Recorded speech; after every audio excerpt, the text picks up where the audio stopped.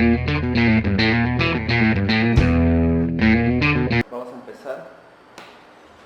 Ahora vamos a ver la parte de sistema nervioso y parasimpático. Vamos a repasar obviamente un poco lo del simpático para que quede bien claro.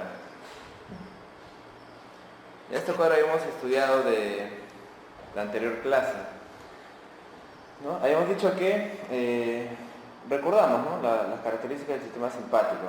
Mayormente a nivel del ojo dijimos que era, por ejemplo, la midriasis, ¿verdad? ¿Sí? La midriasis. Y como les mencioné la vez anterior, en el caso del parasimpático es lo opuesto, ¿no?, que vendría a ser la miosis. Entonces, en el sistema parasimpático vamos a encontrar como respuesta a la acetilcolina la presencia de miosis, ¿no? A nivel de bronquiolos, a nivel de bronquios va a haber constricción.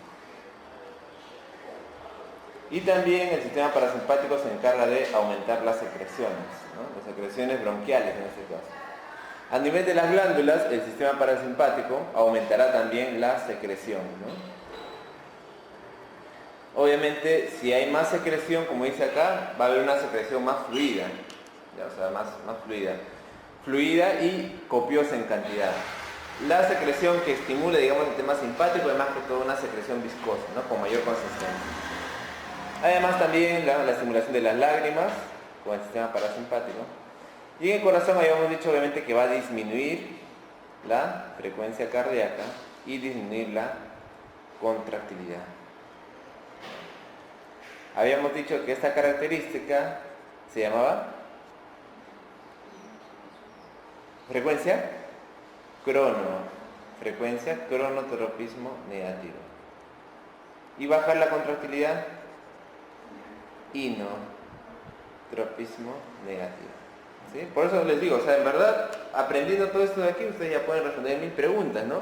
Si alguna vez les viene, por ejemplo, el atenolol es una droga con inotropismo negativo o inotropismo positivo. Entonces ustedes se acuerdan, el atenolol era un beta bloqueador, ¿no? Entonces era un antagonista adrenérgico, por lo tanto será una droga inotrópica negativa, ¿sí? ¿Qué más le pueden preguntar? A ver, la acetilcolina, ¿es una droga cronotópica positiva o cronotrópica negativa? Entonces se acuerdan, la acetilcolina es un colinérgico obviamente y va a ser cronotropismo negativo, ¿ya? Entonces muchas preguntas ustedes pueden responderlo a partir de este esquema mental que les estoy enseñando. ¿Qué más, doctor? Miren ustedes, a nivel de riñón y de la médula renal no hay ninguna influencia del sistema parasimpático. A nivel de la vejiga hemos dicho que el parasimpático se encarga de la relajación del trígono y del esfínter, ¿no? O sea, la persona se va, digamos, a orinar, ¿ya?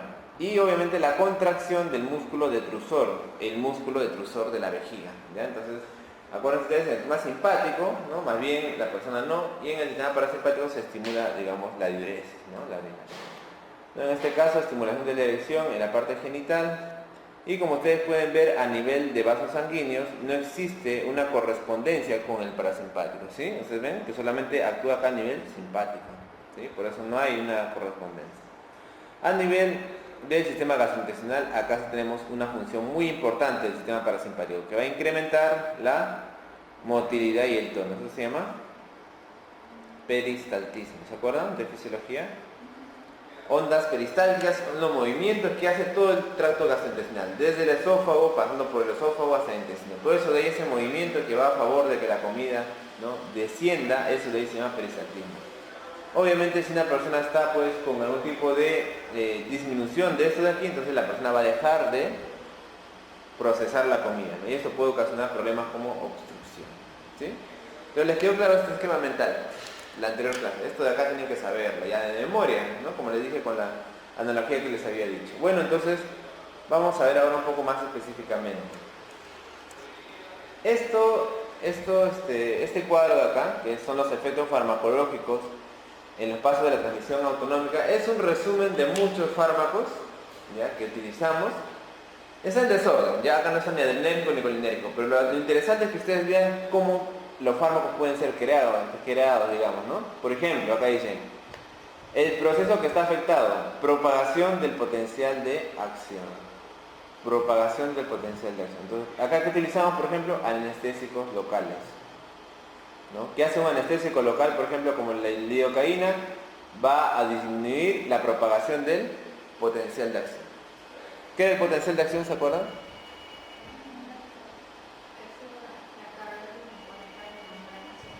Muy bien, es una carga eléctrica, ¿sí? Acuérdense ustedes, como siempre les digo, en el corazón y en el sistema nervioso, muchas cosas funcionan por cargas eléctricas, ¿no? Eso se llama despolarización de la membrana.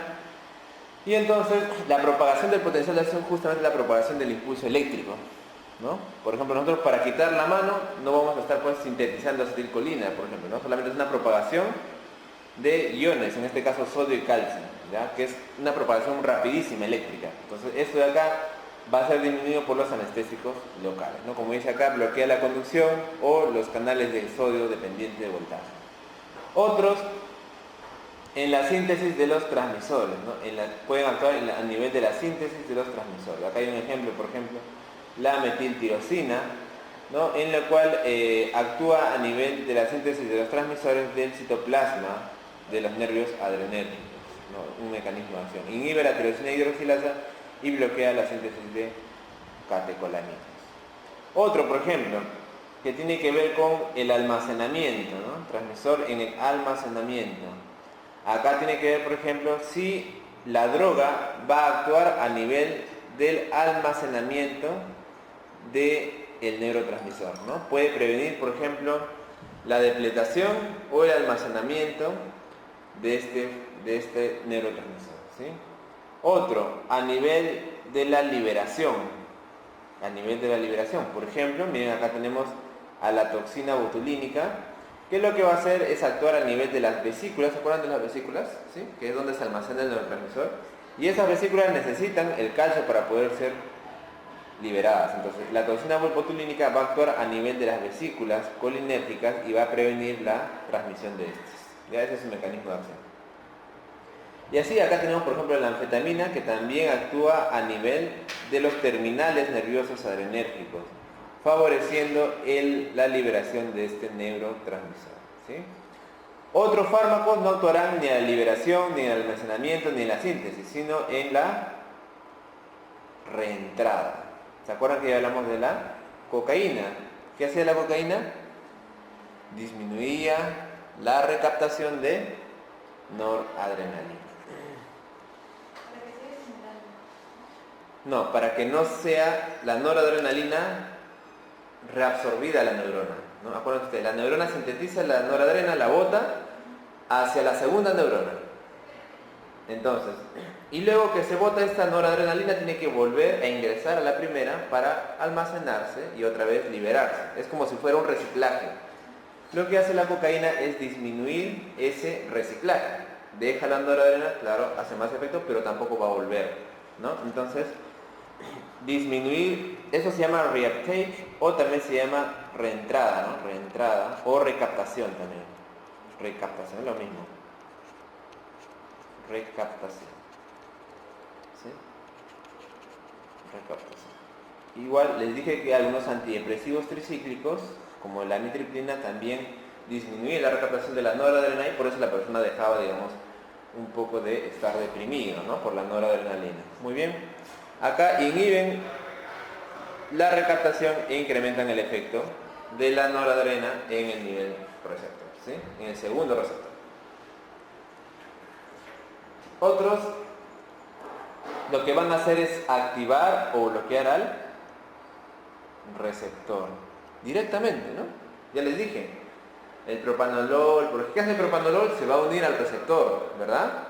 El propanolol no va a disminuir la liberación de noradrenalina, no va a aumentar su recaptación, lo que hace es va a mimetizar la acción de la adrena y va a unirse a su receptor, ¿no? Entonces, el propanolol lo que hace es se une a los receptores adrenérgicos y obviamente va a prevenir la activación, ¿no? Acá en este caso se comporta como un antagonista, ¿sí?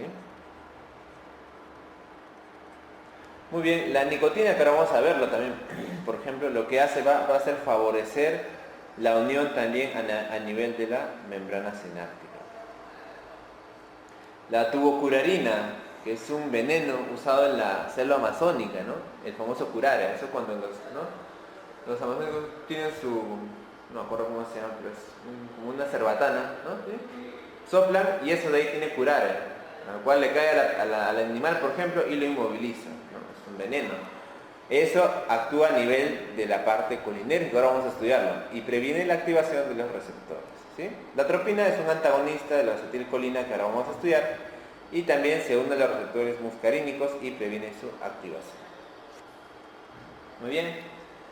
Y finalmente tenemos a la inactivación de los enzimas, inactivación de los sistemas enzimáticos. Acá tenemos que hablar necesariamente de la neostigmina. La neostigmina, que lo que va a hacer es prevenir o unirse a la acetilcolinesterasa. Va a inhibir la actividad de la enzima y por lo tanto va a prolongar la acción. ¿Sí? Entonces, como les digo, este cuadro no es para que se lo recuerden, pero simplemente es para que vean que los fármacos pueden actuar a muchos niveles. ¿Sí? Cuando hablamos de agonistas y antagonistas, generalmente nos referimos a estos de acá, a los que activan al receptor. ¿Está bien? ¿Sí? Si queremos ser, digamos, totalmente estrictos, hablando de un sentido bien puro, la activación o el bloqueo del receptor, a eso se llama un agonista o un antagonista, ¿no? Pero les había dicho que habían algunas sustancias que pueden actuar como agonistas, ¿no? Por ejemplo, la cocaína. Ahora, la cocaína no va a unirse al receptor adrenérgico. Lo que va a hacer es disminuir la recaptación de la noradrenalina. Pero al final su efecto va a ser proadrenérgico. ¿Está bien? Por eso yo les enseño así agonistas, antagonistas. Pero si quieren ser más puros, entonces solo los agonistas y antagonistas son los que se unen al receptor y todos los demás que tienen otros caminos no deberían llamarse como tal. ¿Ya? Pero los estudiamos juntos porque obviamente tienen la misma función y los mismos efectos. ¿Ya? Entonces ya sabemos que además de unirse al receptor, los fármacos también pueden aumentar la liberación, pueden variar el almacenamiento del neurotransmisor, puede variar la síntesis del neurotransmisor, puede variar el potencial de membrana del neurotransmisor y también puede variar la reentrada del neurotransmisor. Y finalmente también puede actuar a nivel de enzimas que pueden degradar al neurotransmisor, como ahora lo vamos a ver más adelante. ¿Sí? Entonces ya hemos visto, ya sabemos entonces que los fármacos actúan de múltiples maneras, ¿ya? Este de acá, miren ustedes, acá tenemos el gráfico de la neurona. ¿Ya? Esta neurona que va a sintetizar acetilcolina a partir del acetil-CoA más el acetil-CoA que es generado en la mitocondria más la colina, ¿no? Que generalmente es ingresada en la dieta. Estos de acá van a ser metabolizados por una transferasa y van a sintetizar a la acetilcolina, ¿ya? La acetilcolina va a ingresar por esta compuerta y va a ser almacenada en la vesícula, ¿ya? Acetilcolina. Y posteriormente esta vesícula, como ustedes ya saben, por estímulo del calcio siempre tiene que estar presente, va a ser liberada, ¿ya? Entonces, como ustedes pueden ver acá, hay algunos fármacos que pueden evitar a muchos niveles la liberación de acetilcolina. Acá tenemos al besamicol, que va a inhibir ese transportador, al hemicolinio, por ejemplo, que va a disminuir la entrada de la colina, y por acá miren ustedes tenemos a la toxina botulínica, ¿no? A la toxina botulínica. Y ustedes han escuchado la toxina botulínica, ¿no? ¿Para qué se usa?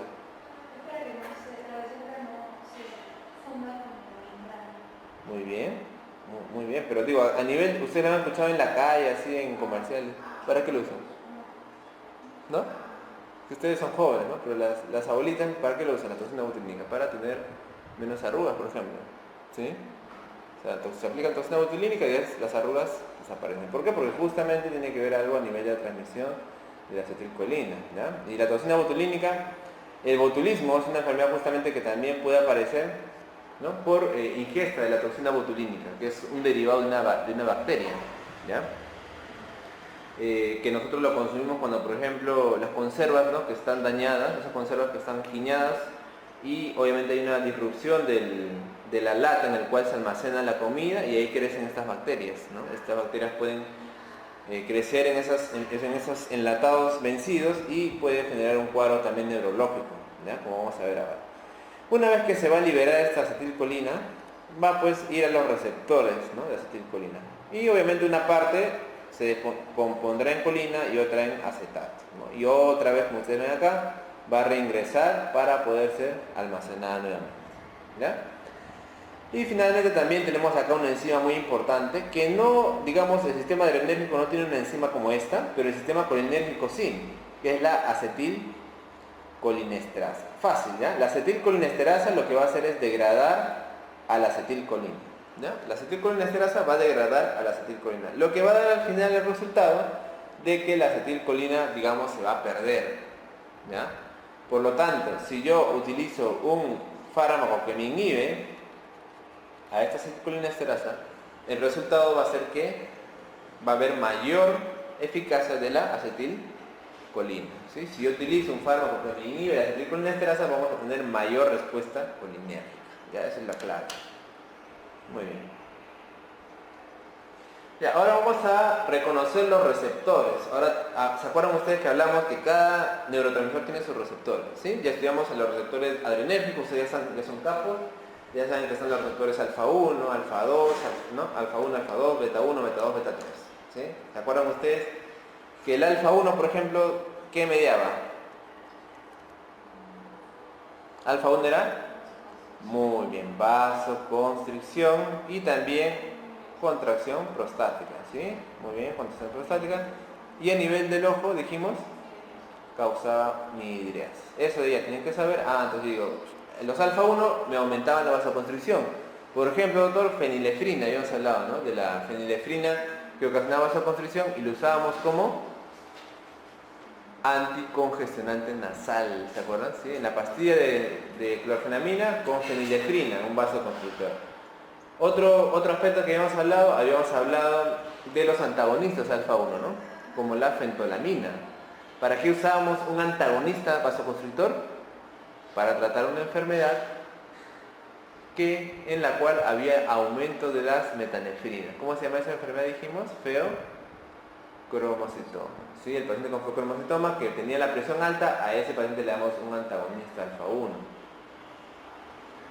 Doctor, hemos hablado a nivel prostático también que se le podía dar. Hay unos antagonistas alfa 1, como por ejemplo el prazosin, ¿no? ¿Sí? Prazosin, terazosin. ¿Para qué lo usamos? Para antagonista del receptor alfa 1 y de esa manera aliviamos los síntomas prostáticos de los abuelitos que tenían la próstata grande, ya sea por cáncer o por hipertrofia. Muy bien.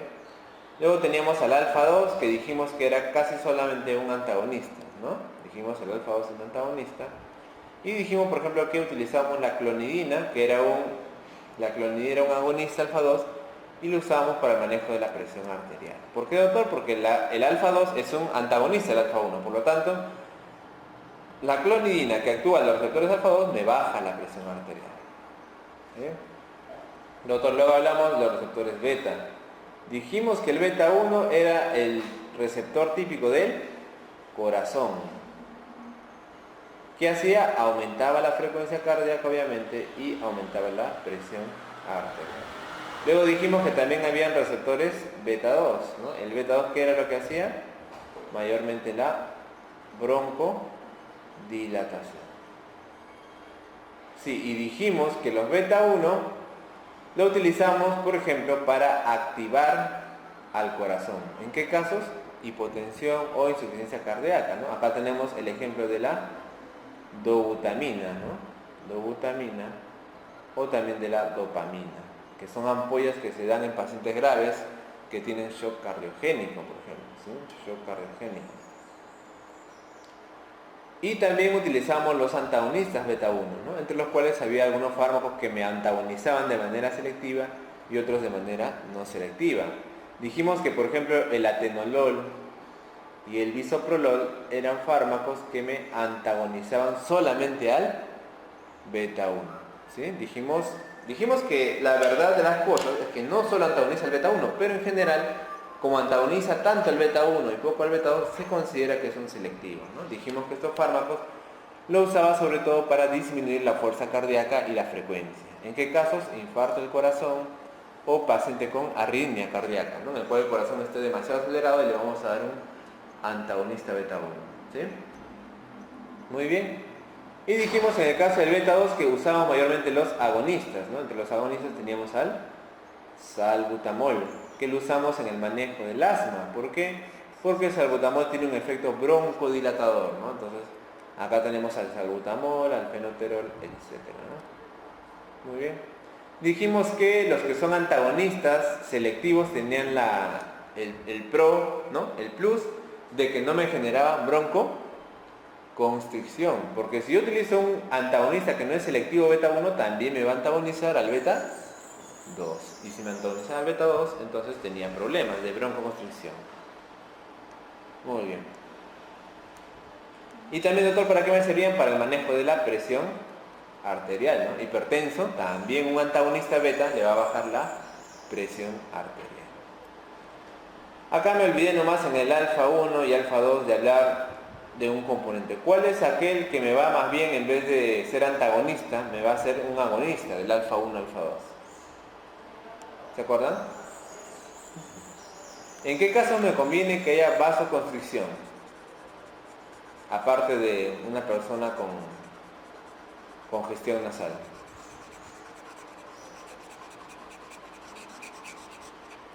¿Se acuerdan? Hablamos de los shock, ¿no? Hablamos del shock. En el caso del shock anafiláctico, ¿se acuerdan?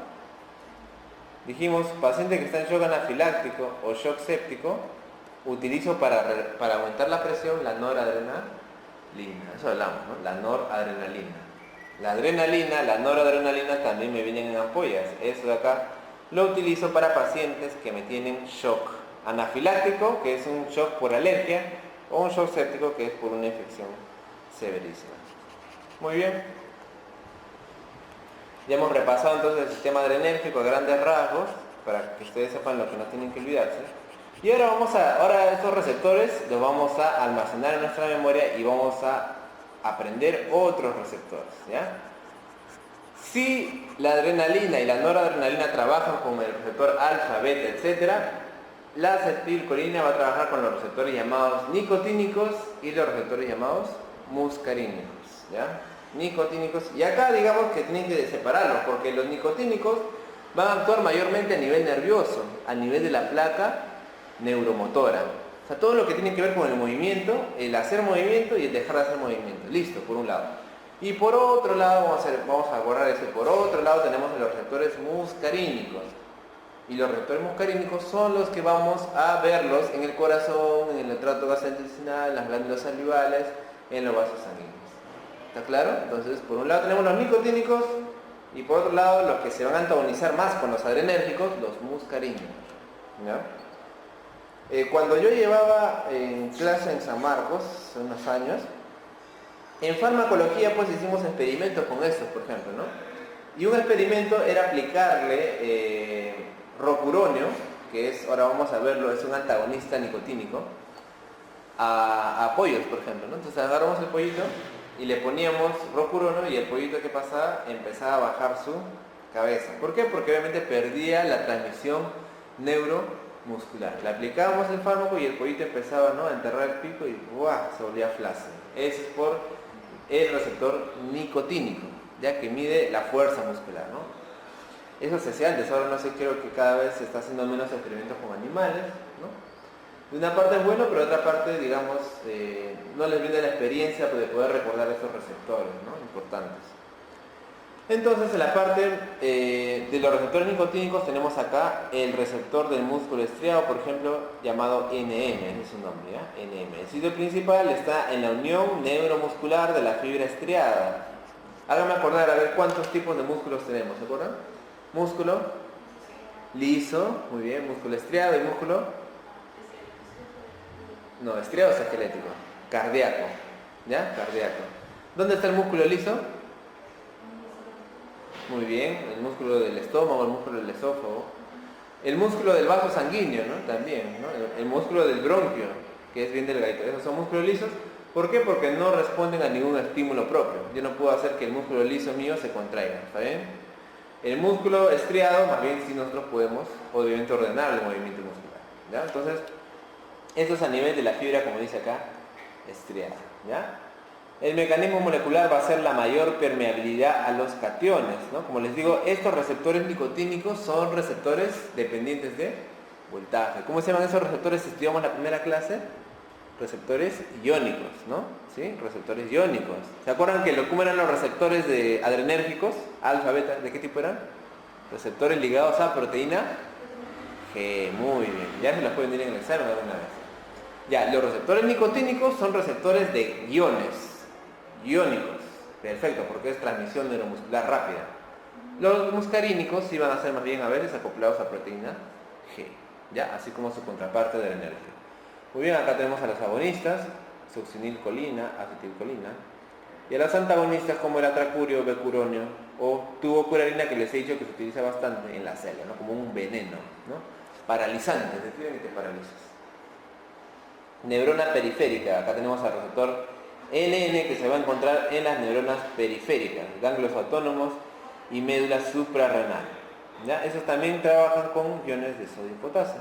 Y finalmente tenemos a las neuronas del sistema nervioso central que también pueden liberar acetilcolina, ojo, ¿sí? Pero en este caso actúan a nivel del sistema nervioso central, a nivel del cerebro, ¿ya? Las funciones principales van a ser más bien de permeabilidad a cationes también de sodio y potasio. Y acá tenemos algunos ejemplos de fármacos, ya que no usamos mucho, pero acá tenemos algunos ejemplos, ¿no? Mecamilamina, por ejemplo, o la erisodina. Ya que no, la verdad es que no tenemos acá en el Perú. Muy bien, estos son los receptores entonces nicotínicos que tienen que ver con pasaje de iones a nivel neuromuscular. A nivel, como les digo, más bien de la parte de periferia, de vasos sanguíneos, de estómago, esos de ahí son los receptores muscarínicos, ¿sí? Muscarínicos. Y por este nombre, también podemos agrupar a los fármacos. A ver, recordemos los fármacos. ¿Cómo se llamarán aquellos fármacos que favorecen la actividad de la acetilcolina? Llamaremos agonistas. ¿Cómo? Colinérgicos. Muy bien. ¿Cuál será su sinónimo, su otro nombre? Parasimpático. Parasimpático. Miméticos, dijimos. Muy bien. ¿Sí? ¿Cómo se llamarán los fármacos que hacen lo contrario? Antagonistas, colinérgicos y parasimpático, ¿cómo es el sufijo? Líticos, ¿ya? Muy bien. Y además ahora vamos a agregarle uno más, ¿ya? Porque a diferencia de los adrenérgicos también se llaman agonistas muscarínicos. ¿Sí? Y también se le llama antagonistas muscarínicos. ¿Ya? Así también se les llama. Claro, obviamente se tratarán de los fármacos que actúan a nivel muscarínico, ¿ya? Pero también les pueden decir así. Un antagonista muscarínico, ¿qué será? Ah, es el anticolinérgico, antagonista colinérgico o también llamado parasimpático lítico. Ya, entonces acá vamos a aumentar estos sinónimos que también vamos a estudiar. Muy bien, entonces tenemos al receptor M1, muscarínico 1, al receptor 1, acá están sus características, ¿no? Síntesis en el cromosoma. Síntesis normalmente en el sistema nervioso central, en los ganglios autónomos y en las glándulas gástricas y salivales. Glándulas gástricas y salivales. ¿Ya? Ese es el receptor M1, fundamentalmente, el sistema nervioso central y glándulas gástricas y salivales.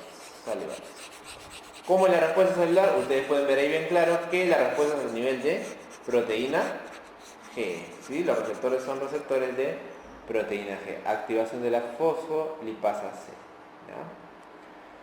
Muy bien, la respuesta funcional va a ser intensificación de la función cognitiva, ¿no? Como les digo, la acetilcolina es importante para la memoria, ¿ya? Por eso es importante en la enfermedad de Alzheimer, la demencia de Alzheimer. Los abuelitos que se olvidan las cosas, ¿no? Que empiezan a hablar incoherencias.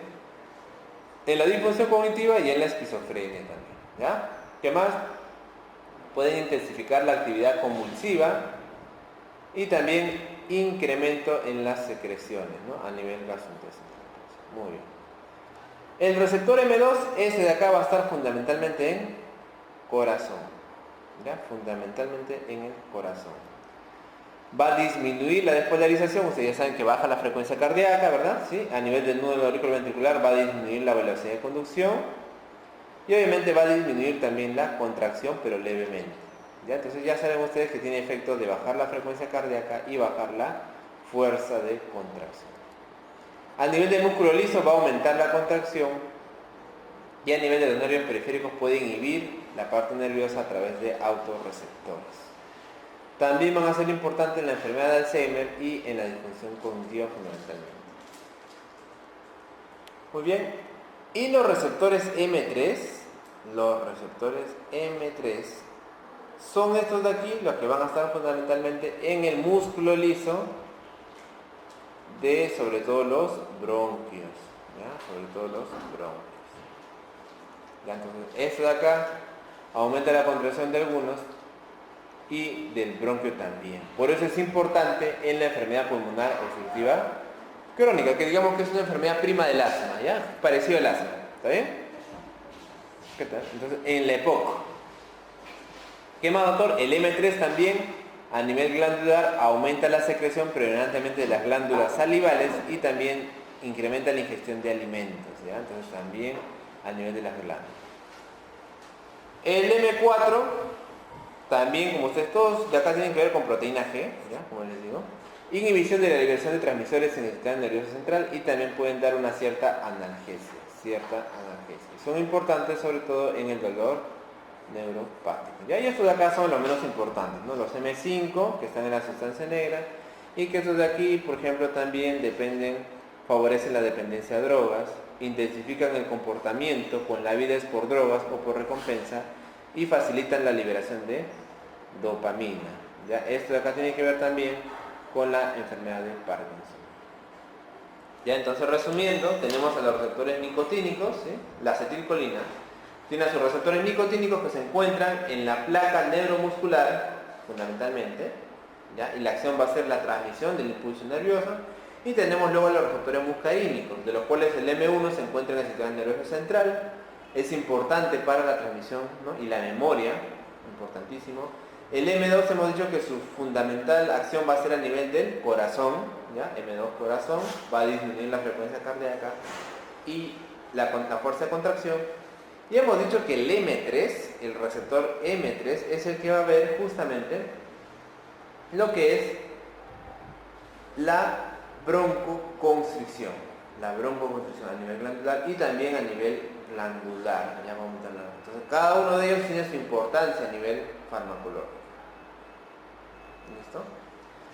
Miren ustedes, acá que estamos viendo, este receptor, ¿qué tipo será? ¿Qué tipo de receptor será este? ¿Receptor? Muy bien, muscarínico. ¿Por qué, doctor? Porque ustedes ven que acá está la proteína G. Esta es una proteína. ¿Y ese receptor? Este debe ser seguro nicotínico, porque tiene canales de calcio, canales de iones, muy bien, ¿no? Entonces, tenemos el receptor muscarínico, ¿no? Que va a ser que se va a desdoblar y dar la acción, ¿sí? Y acá tenemos otro ejemplo, mucho mejor, de respuesta a nivel de un receptor nicotínico, ¿no? Este es un receptor nicotínico. Miren ustedes, acá viene la acetilcolina que viene en vesículas, ya hemos hablado que el calcio tiene que entrar, la acetilcolina empieza a salir y se va a unir a este receptor, ¿no? Acá está el receptor de acetilcolina y que va a ser un canal el cual va a ser activado por la acetilcolina, ¿no? Y va a ingresar el sodio, por ejemplo. Eso se llama un canal de calcio o de sodio voltaje dependiente, ¿ya? Voltaje dependiente. Entonces el receptor nicotínico, ¿qué va a hacer? Va a incrementar el potencial de acción, va a empezar a ingresar sodio y va a producirse la contracción muscular, ¿sí? La contracción muscular. Acá vemos que viene el nervio motor y acá está el músculo esquelético, también llamado estriado, ¿ya? Entonces, de esa manera actúa la acetilcolina.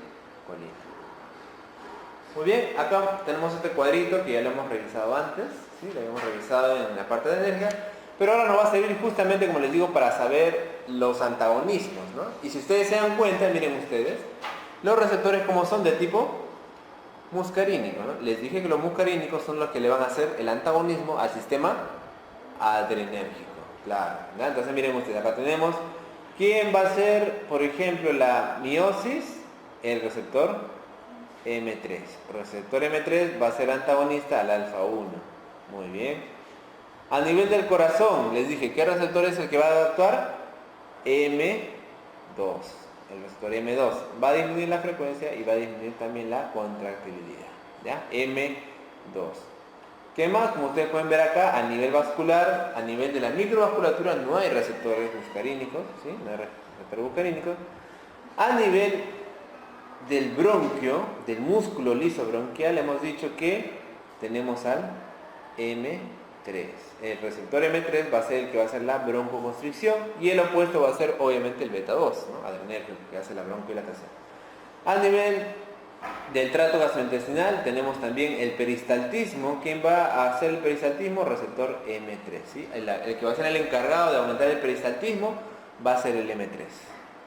A nivel también genitourinario, el M3 va a ser el que va a contraer el músculo detrusor y va a relajar los esfínteres. Muy bien. ¿Ya? Y así como ustedes ven, no todos tienen antagonismo por parte del sistema colineal. ¿Ya? Entonces ya hemos comprendido las funciones más importantes.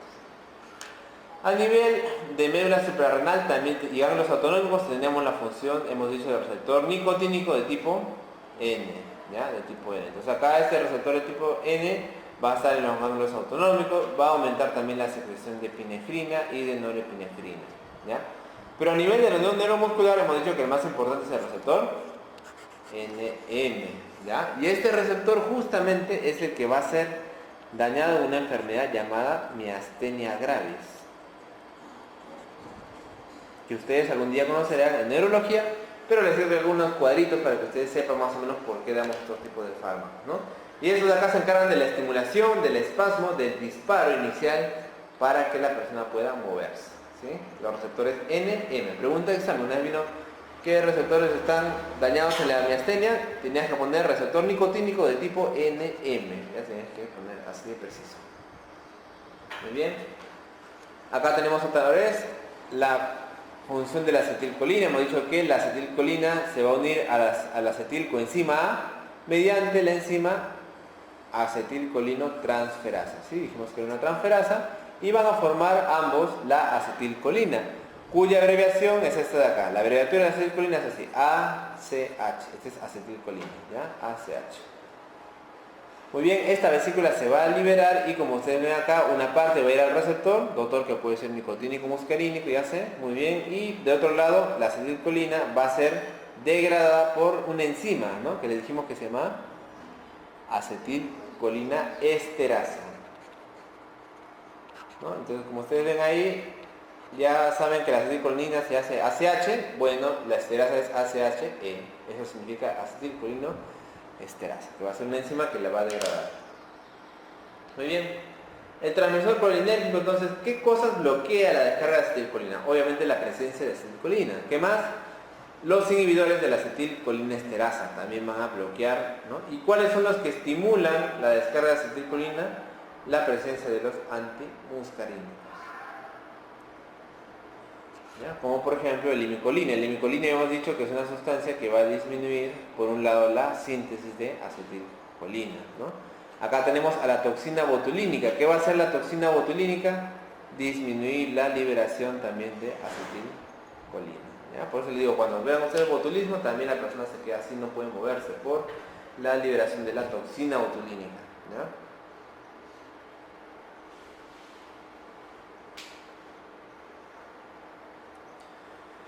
La acción de la acetilcolina va a ser mediada por los receptores muscarínicos.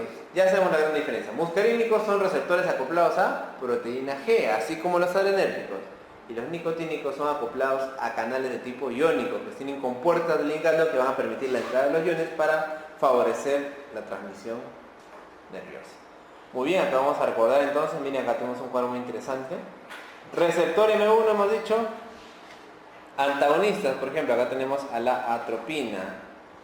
Fundamentalmente están en los tejidos de ganglios autónomos y en el sistema nervioso central. Mecanismo molecular, proteína G. Receptor de tipo M2, obviamente el antagonista también va a ser atropina. Miren ustedes cómo no tenemos agonistas, ¿no? Porque en verdad no me interesa mucho eso, ¿sí? Y tenemos acá en el tejido que actúan a nivel fundamentalmente cardíaco, ¿sí? A nivel cardíaco. No usamos ningún colinérgico M2 para bajar la frecuencia cardíaca, ¿no? ¿Por qué, doctor? Porque tenemos otros fármacos que son los bloqueadores beta, ¿no? Adrenérgicos. Entonces no siempre tenemos fármacos disponibles en todo sentido. La atropina sí es un fármaco que lo usamos como antagonista, ahora vamos a ver en la intoxicación por colinérgico, ¿ya? ¿Qué hace el M2? Como repito, disminuye la activación del nódulo sinoauricular, disminuye la contracción de la aurícula. ¿Cómo actúa? A nivel de proteína G. Y receptor M3 son los más importantes, ¿no? Están en el endotelio, hemos dicho que están en el músculo liso bronquial, en el músculo liso de la vejiga, y también estimula las glándulas secretoras, ¿no? Igual a que muy bien. Acá tenemos a las antagonistas, fundamentalmente la atropina.